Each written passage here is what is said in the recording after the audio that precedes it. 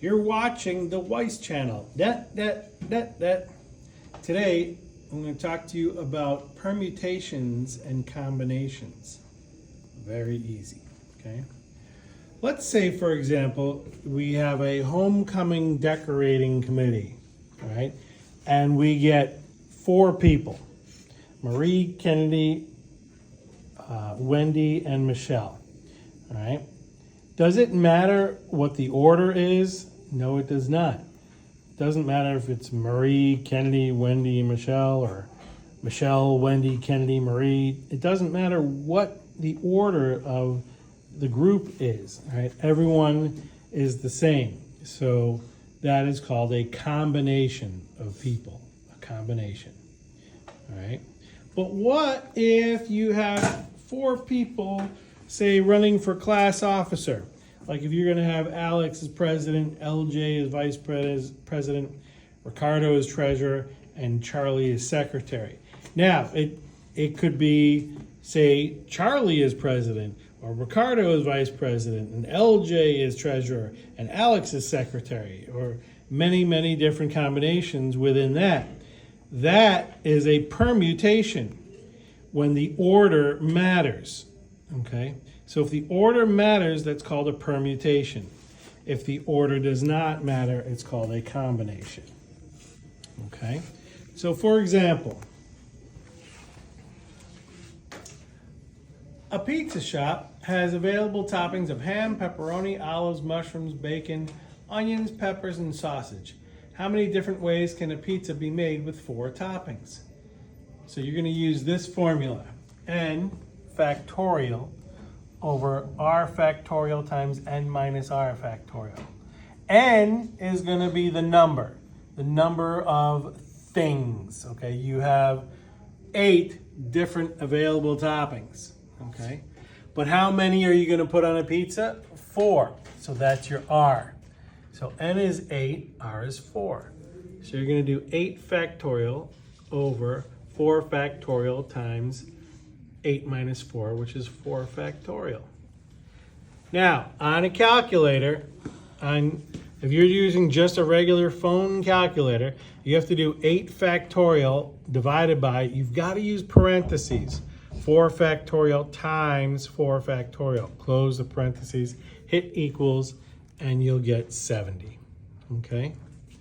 So that's the way you want to do it on your calculator, all right?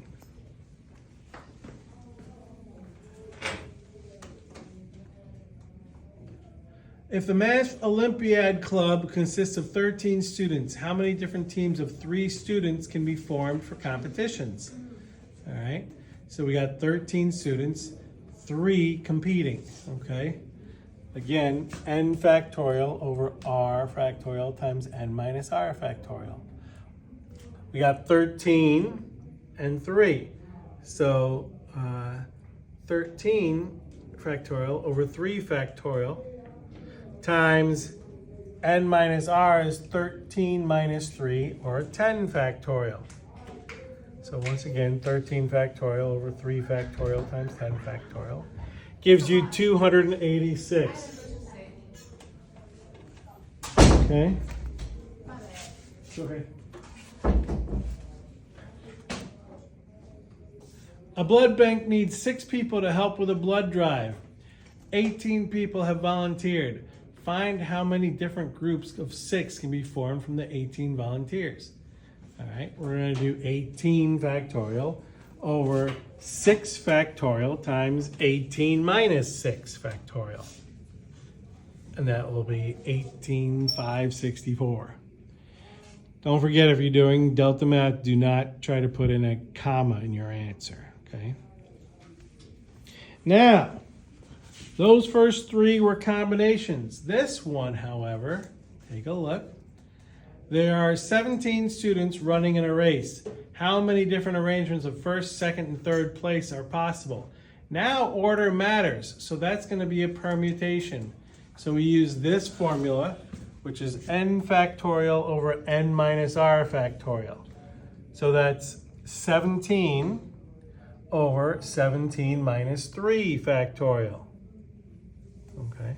Or 17 factorial over 14 factorial is 4,080. Okay. A lock has a code of 4 numbers from 1 to 10. If no numbers in the code are used twice, how many different codes could be made? Again, that's n factorial over n minus r factorial. 10 factorial over 10 minus 4, or 6 factorial. So 10 factorial divided by 6 factorial is 5,040. There are 14 different actors auditioning for the roles of Larry, Curly, and Moe. How many ways can the roles be cast? All right, that's 14 factorial over 14 minus 3 factorial, or 14 factorial divided by 11 factorial. Gives you 2,184. You've been watching the Weiss channel.